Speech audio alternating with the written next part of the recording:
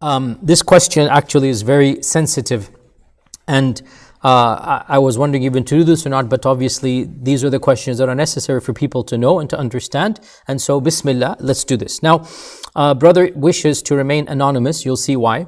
He writes from a European country, which I will not mention by name.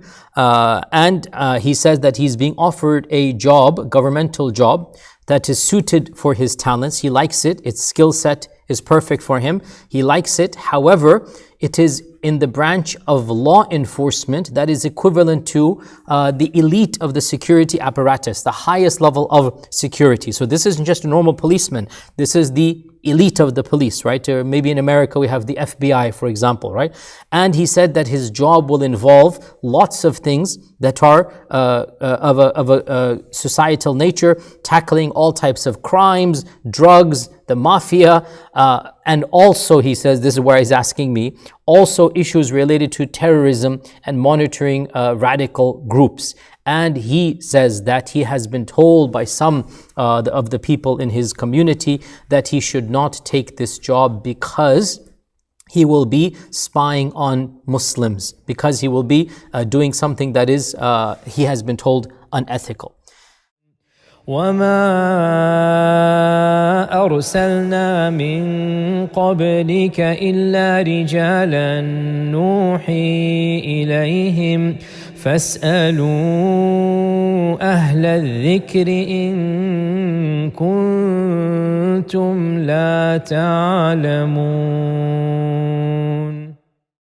Now this is a very, very sensitive question, to be honest, and I'm not going to answer you haram or halal. I'm simply make a discussion that I want you to think about these factors, and I ask you to go to a scholar of your own land who, number one, is well grounded in our Islamic tradition, and number two, is well grounded in reality as well, right?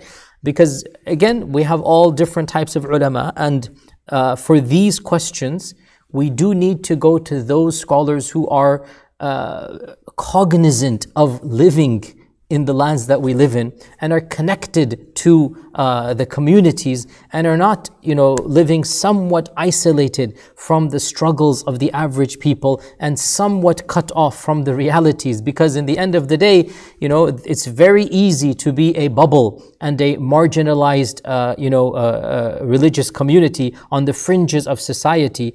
And, I see, why people would do that. But those types of people are not the best suited to answer these sensitive questions. Go to those that are a little bit more connected to the intricacies of how your country is working and the protocols of how change is going to take place.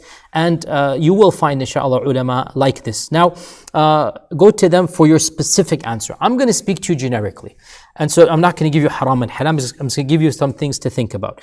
So, firstly, obviously, as a Muslim, to tackle the larger crime issues, to tackle the mafia, drug gangs, violence, a'udhu billah, child, evil, and you get what I'm talking about, and trafficking. To tackle these things, alhamdulillah, no problem, you'll get a double reward, get your salary and for the sake of Allah subhanahu wa ta'ala, make society better. We don't want violent criminals. We don't want drug gangs. We don't want people that are harming other people and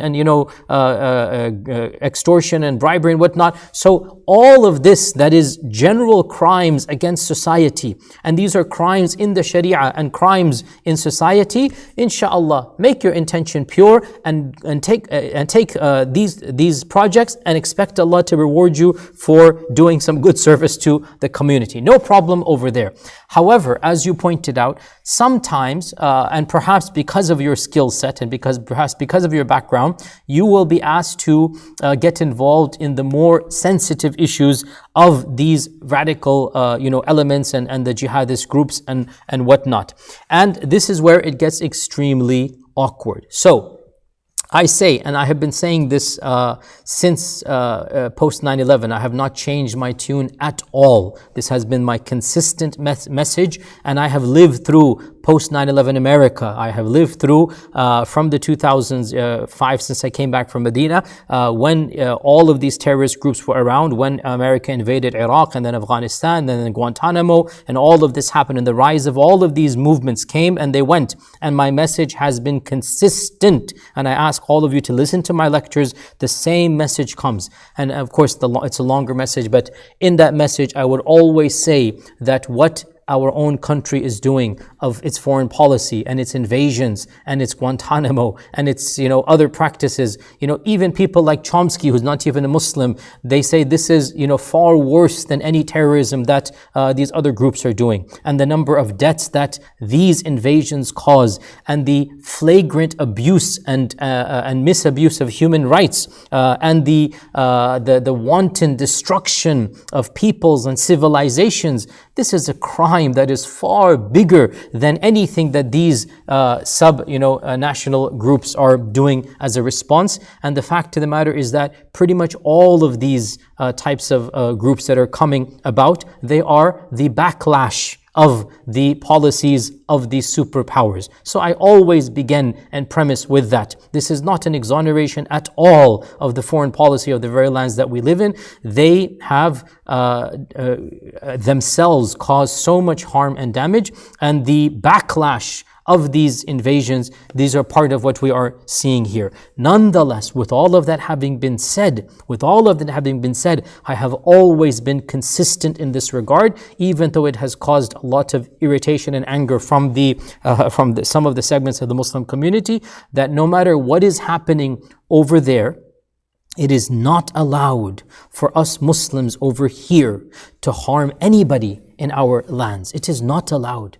Two wrongs do not make a right. And the classical things that are quoted in the books of fiqh do not apply in the modern construct of the nation states. And that's why mainstream fuqaha across all the madhahib and across all the globe and across all of the mainstream movements have not justified these terrorist movements. The actual terrorists that are, bombing, people in Western cities and doing these things, no mainstream scholar, no reputable scholar has justified this. What is happening over there in Iraq and Afghanistan and Guantanamo are massive crimes against humanity, and they are acts of terrorism in and of themselves. But that does not in any shape or fashion justify what some people have attempted to do or want to do in our lands against innocent people, innocent civilians. And therefore, I said this very clearly. I actually said this long stories I have I've had lots of experience with these types of movements,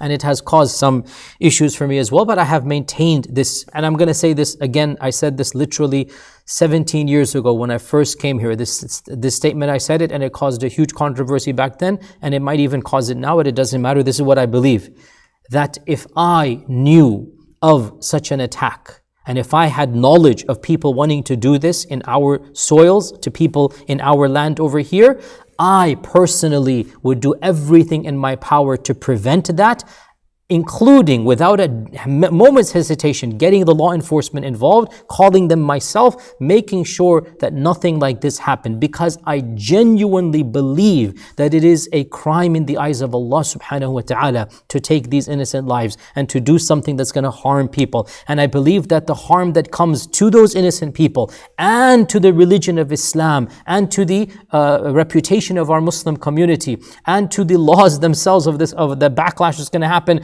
it's simply without even hesitation, we say that this is simply haram and sinful and unethical and immoral and a huge problem. The damages that it does is far, far infinitely, greater than any good that these people, because I don't think results in any good, but in their minds it does. So, why do I say all of this? Because if your job involved actually targeting those people, i.e. the real terrorists, I would say no problem, bismillah, go for it. Of course.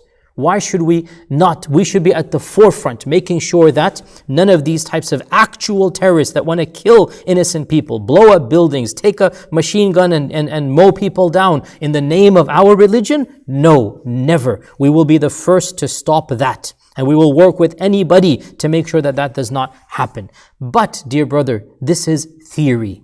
As for reality, reality is radically different than theory. And this is where the problem comes. You see, realistically, in practice, the problem comes that pretty much all Western nations, America, Canada, European countries, pretty much all of them, their policing force, their FBI equivalents basically, have gone overboard. They've lost the plot. They've acted with a rashness, a foolishness that is actually counterproductive and unethical, and actually ends up harming innocent people and entrapping innocent people and jailing innocent people and terrorizing communities for the wrong reason. So we have a difference between theory and between practice. In theory, we are at the forefront against the actual crazy people, the actual radical, the actual lunatics, the actual fringe, pseudo-jihadists, we call them. No problem. We should be at the forefront. But the problem comes, dear brother,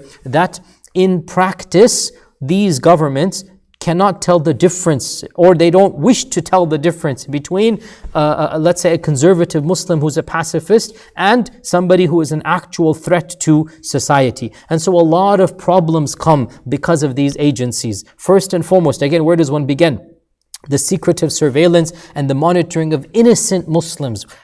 There's no problem if you genuinely are going to monitor a terrorist, there's no problem. But to throw the net, as it were, so wide and to encompass the entire Muslim community or the entire masjid going community or anybody who's praying 5 times a day or anybody who has a beard or has a hijab or reading the Quran, and all the while ignoring the far-right terrorists and the white supremacist terrorists and the local domestic terrorists, because they're one of us basically. And we have seen in America time and time again, the FBI itself for the last 6 years has said the number one threat to on American soil is far-right, right-wing national white terrorists. That's the number one threat. And yet still, it is the Muslim community that is being monitored more than those far-right groups. Why? Because again, the problem is in the practice. Also, the problem of criminalizing legitimate dissent. In other words, we clearly see that people of a certain race and background will get away with certain things, with criticizing, with vocally,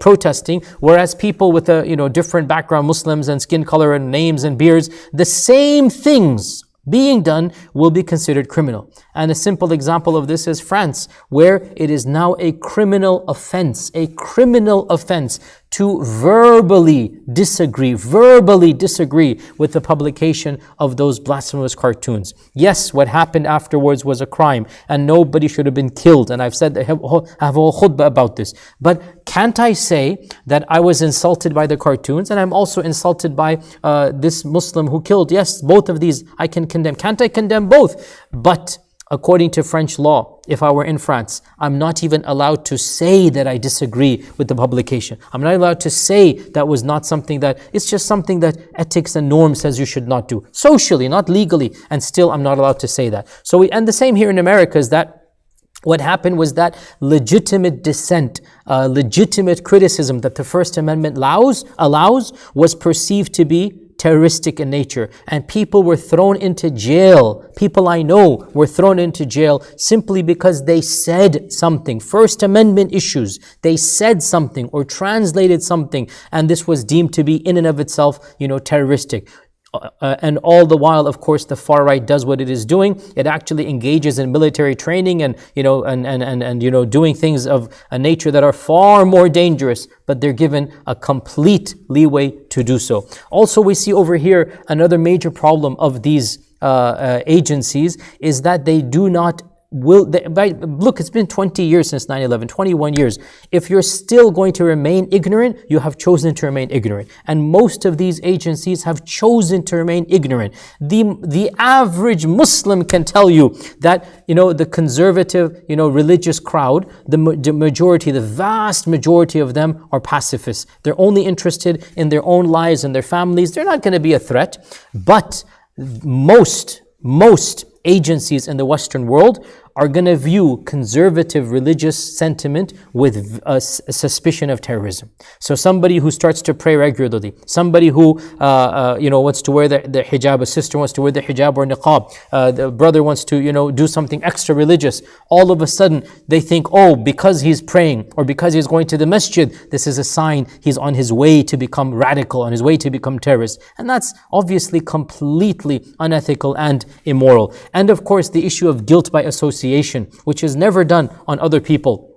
How many are the criminals and how many are the terrorists in other groups? And just because they're walking around and meeting people, they all don't become associated. But in the Muslim community, any one person who's accused, anybody around him automatically becomes a person of suspicion. And of course, perhaps the worst of all of these are the blatant policies of entrapment that pretty much all Western secret service institutions have done, including the FBI. And I've criticized this multiple times directly, by the way, to the FBI agents that I've had to, sometimes they come and interview me and I speak. I always said to them, this is your most nefarious tactic that is turning people away from even wanting to help you in any fashion or form. You should help the Muslim community and they will help you back. And don't criminalize religiosity and do not entrap innocent people, which is one of their worst tactics, which is basically take somebody who's typically mentally not normal and then, bring about a whole plot to push and coax him to do something illegal. He would never have even thought of the plot, much less gotten the equipment, much less do something, were it not for millions of dollars spent by dozens of FBI agents in order to trap this young boy,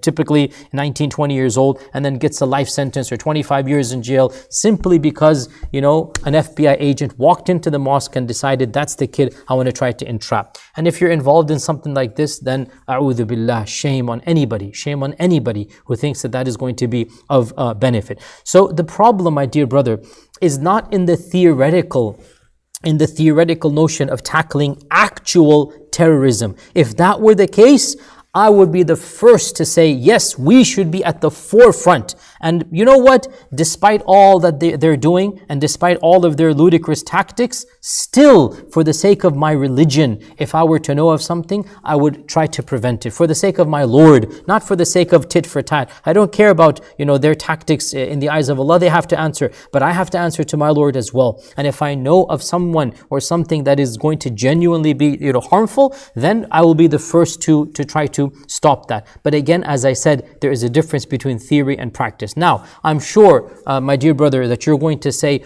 oh, but I'm going to join them in order to change their policy, in order to bring about a sensible policy, in order to help them target the right, people and not the wrong people. And to this I say, I appreciate that sentiment. I'm just skeptical. That's all. That's all I will say. I appreciate that sentiment, but I feel that it is somewhat naive to think that you alone are going to enter an established organization and from the bottom, change it immediately. And somebody can counter-argue to this and say, well, how else is change going to happen? And to that I say, I sympathize with that sentiment as well. So that's why I'm not going to give you a blanket answer of yes or no.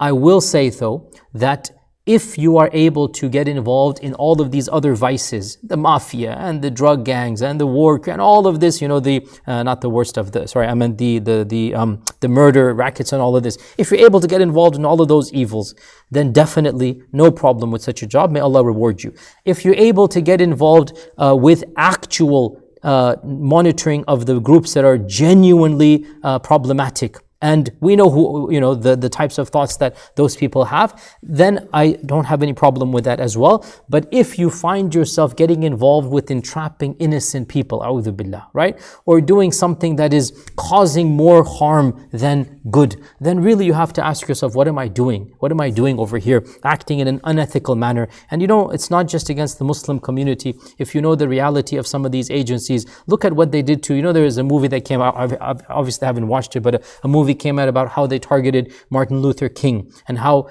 our own agency in America, they did so many unethical things against him. And the same goes for any leader that they don't like, even if it's a mainstream leader, Nelson Mandela, whoever it might be. So these types of state apparatuses, generally speaking, they don't work in an ethical manner, especially when it comes to anything that they deem is against their current government's policies, right? And because of this, it's a little bit awkward. I don't want to say no.